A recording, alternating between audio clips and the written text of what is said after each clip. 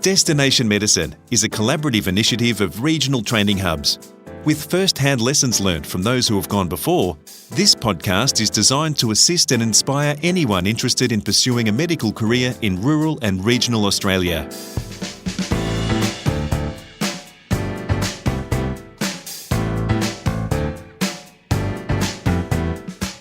Welcome to Destination Medicine. I'm Nicole Goodman. Dr. Louis Christie had a calling. He knew he had to be the sort of physician that could be a rock for people in crisis at their worst of times. Dr. Christie now works as a Palliative Care Service Senior Medical Officer for the Western New South Wales Local Health District. Louis talks to Jeff Waters about why he recommends palliative care as a career choice, as well as the benefits of living the regional dream. But he begins by outlining how he started off down his career path. It was a fairly long and convoluted journey to this point, and not one that I'd seen coming at the beginning. So I was originally trained in emergency medicine. I'd always anticipated working in the country. I didn't see myself as a city doctor. And so I took up a cadetship with the Rural Cadetship Program when it first set up. I was sent out to country New South Wales in 1994 as one of the first rural cadets. When we arrived in Orange initially, the plan was to stay here for 2 years, work in the hospital and then look at going somewhere else. And at the end of 2 years, we'd enjoyed our time in Orange. We'd settled a bit. We'd made some friends. It seemed like a nice enough place to stay. And so we decided to hang on and then started looking at what was needed in Orange, what sort of work we could do there. Initially, I'd thought about being a rural generalist, a procedural GP. At that stage, procedural GPs were on the way out. And so I had to think of something else, and they needed an emergency physician. So that struck me as being a bit similar to a procedural GP. So I went off and did the training for emergency medicine. I was away for 3 years doing that, and then came back in 2000 and then worked essentially in the emergency department and on the CareFlight 2 retrieval helicopter locally for a few years. Wow, that sounds amazing, working on the CareFlight chopper. What was that like? It was an interesting experience. Helicopters are a really good way to see real estate. So you got to see a lot of stuff in a lot of different places, very, very small places. And I think that brought home to me the fact that when people are working in rural settings, they need to have a good, solid skill set in basic medicine, fundamental, solid medicine, because sick people present everywhere. And some of the sickest people I've seen have been in really small towns, not through want of lack of medical care. It's just that they happen to be in the little small town when they got really, really sick. Okay, well, let's just backtrack a little bit here before we move on. And I'd like to ask you why it was that you found Orange so attractive. What was it about the place? Oh, there are a few things. The hospital community and the broader community were very welcoming. So when we first got here, it was a much smaller place than it is now. There were 3 interns, 3 residents and a handful of registrars. So you got to work very, very closely with the bosses, and you got to learn a lot of really interesting medicine from people who were very passionate about what they did. I think that's still true of the place. It's much bigger now. We've got 20 interns at a time, but the consultants are all very committed to rural practice, and the GPs in the town are all really committed to rural practice. And so there's the opportunity to learn interesting stuff with people who are very committed to what they do. We also liked the town itself, the environment. It was nice to be able to drive 5 minutes and get to work rather than, 45 minutes and get stuck in traffic. And we found that our friends from Sydney were coming up to do stuff with us that we didn't have to plan a weekend to do. If we wanted to go out to a winery on a Saturday afternoon, we could just get in the car and go and have a look at a couple of wineries and do a bit of wine tasting. And so the lifestyle, as long as you planned what you were going to do in your downtime reasonably well, the lifestyle was much better than what we'd had in living in Sydney. So apart from the lifestyle, which is an obvious attraction, and the fact that you got to learn about a broader array of medical conditions, etc., because you were in the country, what was it about emergency medicine that you liked to start with? Emergency medicine, there were a couple of things. The first one was the general application of it. So it was a very general approach to people. You took whatever came, and so you had to be clinically competent at a whole lot of different things. I also have always been attracted to wanting to help people at a time when they're in crisis. And one of the things about emergency medicine was it gave me the opportunity to engage with people on days when they were having, the worst day of their life. And you can't necessarily make that stuff good, but if you engage with people in that environment well, then you can definitely make the difference between something that's a fairly intolerable experience and something that they can get through. You can be their angel from heaven. Oh, not quite. I think you'd... I don't think I've ever been mistaken for that, but you never know. But it's the opportunity to show some practical humanity, I think, to people who are really struggling at a particular point in time. And the nature of clinical decision-making appealed to me as well, because it required people to be able to make sensible decisions, often with limited information available to them. And so in many respects, that's similar to what I'm doing now. The same sort of things that attracted me to emergency medicine have also attracted me to the practice of palliative care.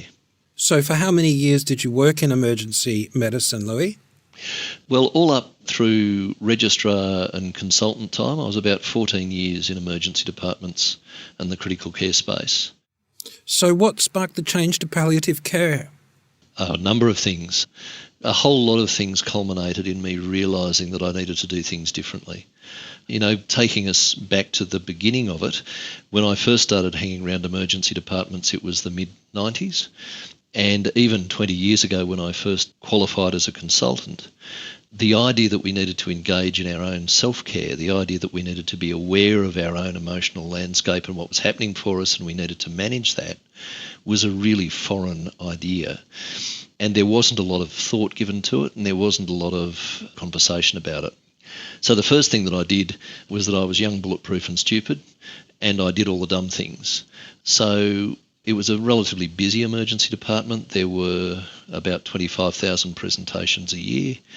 There were two of us on the emergency physician roster, and we were supported by some really excellent senior career medical officers.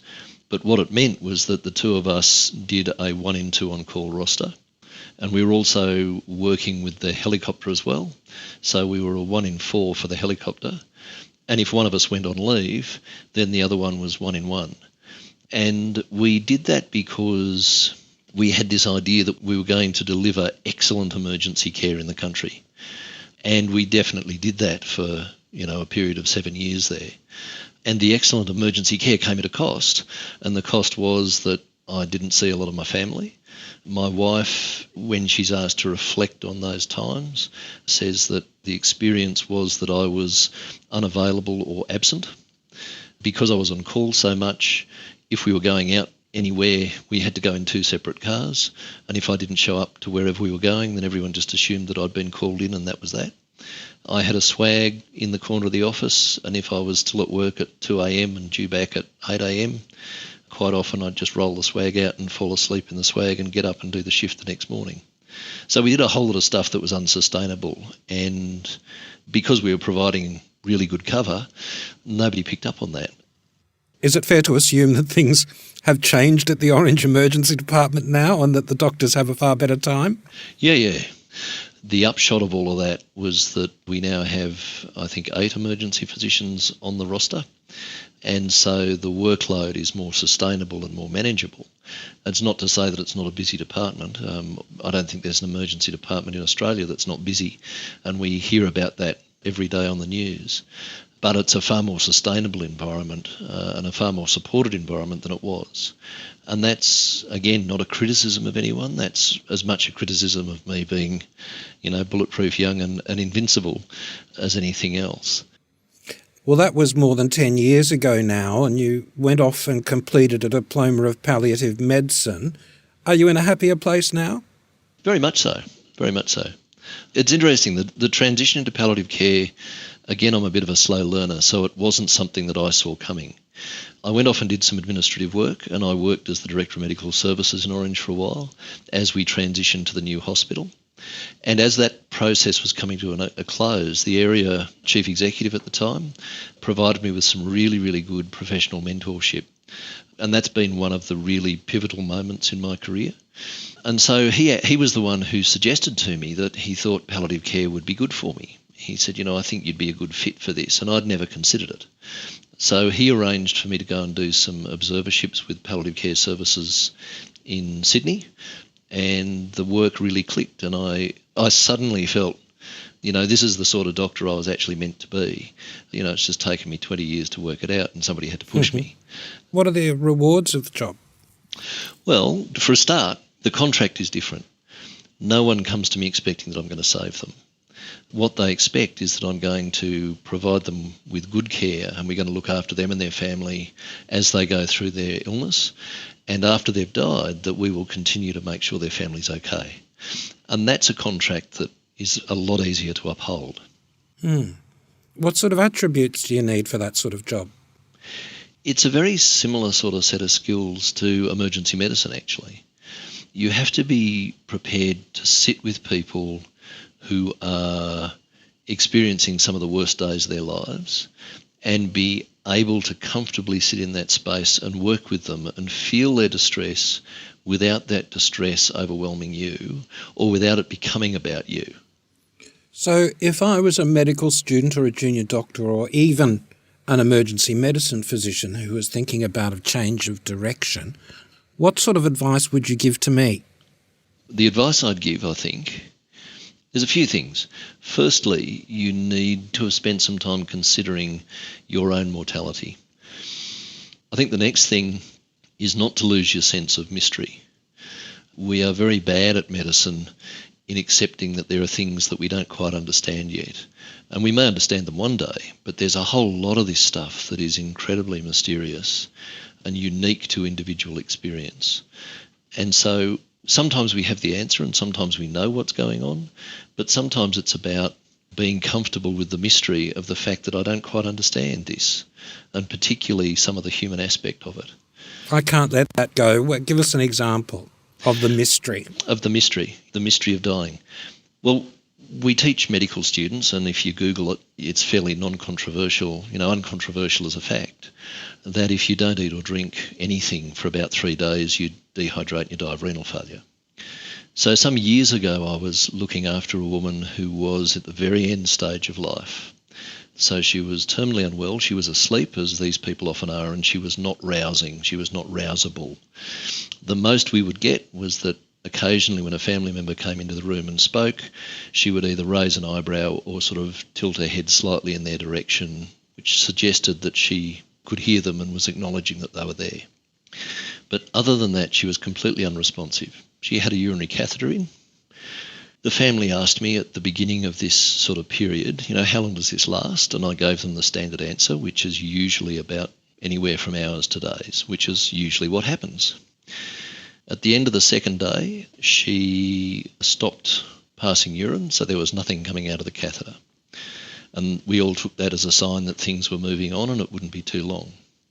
At the end of the first week, the family said to me, well, how long does this happen? How long does it take? And I said, well, usually 2 or 3 days, and, we'll get there when we get there.